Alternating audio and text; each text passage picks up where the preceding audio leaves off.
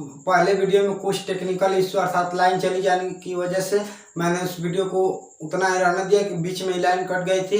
अर्थात मैं उस वीडियो को फिर से स्टार्ट करके फिर से थोड़ा सा बताते हुए आगे दूसरे नियम को खत्म होता, फिर दूसरे नियम को हम विरोध पढ़ेंगे।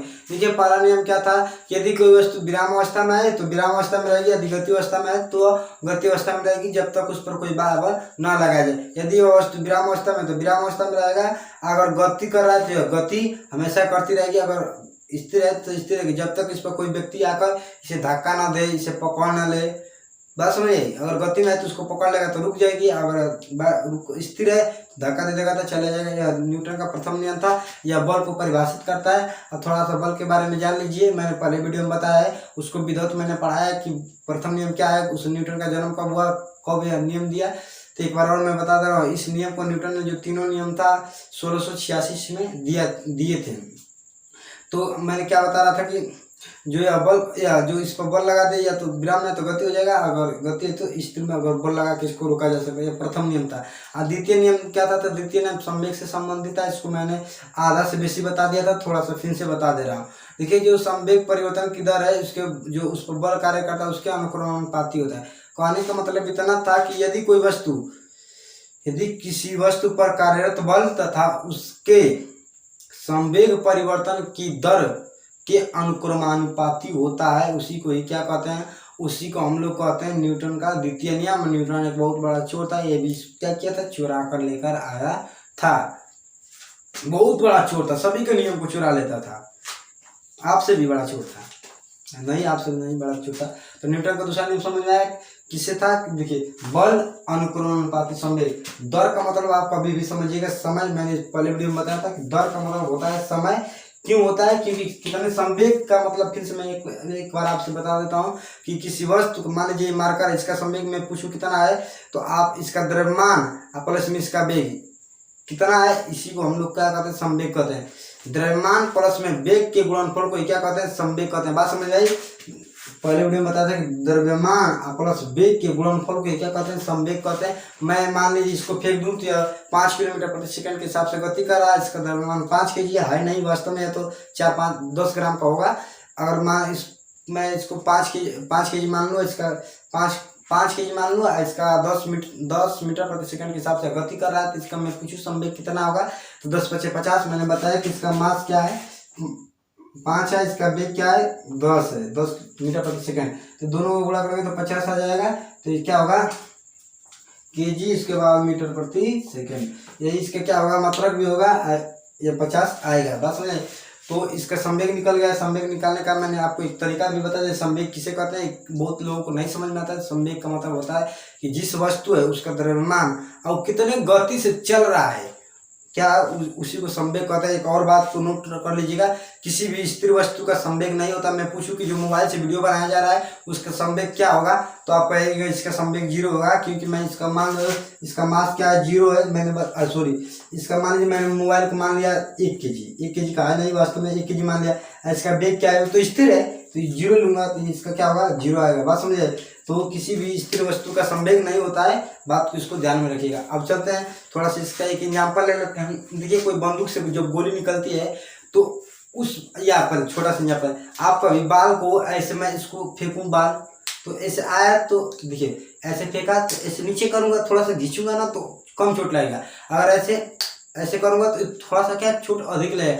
कितने संवेग से आ रहा था, कितना इसका द्रव्यमान था, उसको देखकर मैंने अपने हाथ को पीछे कर लिया, उस हिसाब से आपको चोट नहीं लगेगा। अगर आपको गोली जो बंदूक होता है उसको आप मस्तिष्क में आपको मारा जाए ना तो आपके छेद देगा शरीर को और आपको घायल कर देगा। लेकिन अगर मैं हाथ से उसको मार तो आपको घायल नहीं करेगा।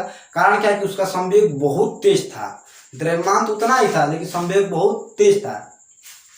और अभी इसको मैं देखिए कैसे होता है उसका, अगर मैं उसको ना उसकी जितने संवेग था उसी के संवेग के हिसाब से मैं अपने आप को पीछे उसके साथ हटाऊंगा तो उस चोट बहुत कम लगेगा।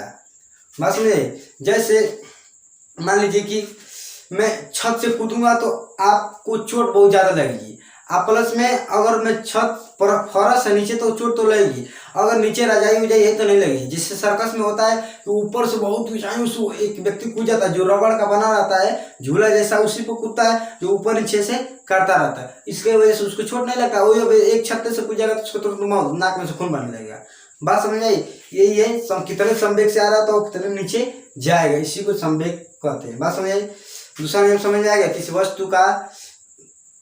वस्तु का पर कार्यरत बल तथा उसके संवेग परिवर्तन के दर को ही क्या कहते हैं? हम लोग कहते हैं न्यूटन का दूसरा नियम। अब चलते हैं तीसरे नियम। जो तीसरा नियम था, यह दुनिया को झाड़ा लगाकर चला गया कि तुम मुझसे प्यार करोगे तो मैं तुमसे प्यार करूंगा। यही न्यूटन का ही था। तीसरा नियम उसने ही लवेरिया रोग को फैला दी।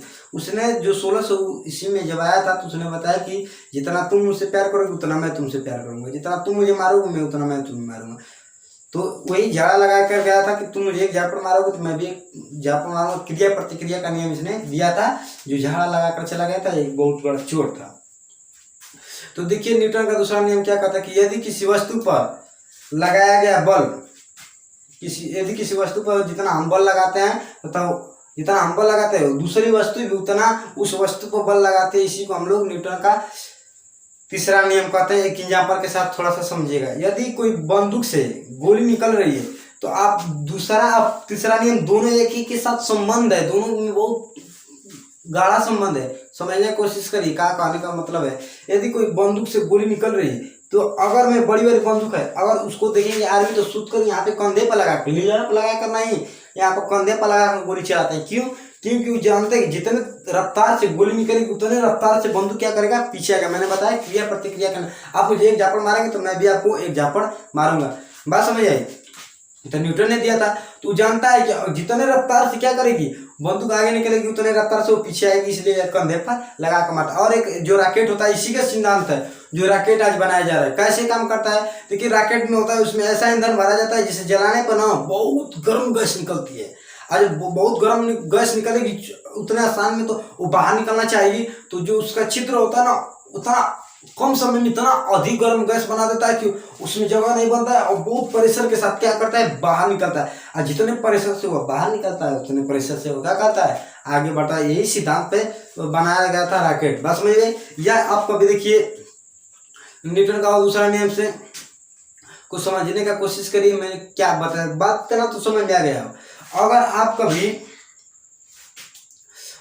आप कभी मान लीजिए इनार में आप कुएं से पानी निकाल रहे हैं, तो अगर कुएं में बाल्टी में पानी भरा हुआ है, आप उसको खींच रहे हैं, तो मैं अगर बीच से रस्सी को काट दूंगा तो बाल्टी नीचे गिरेगी या ऊपर गिरेगी। क्यों?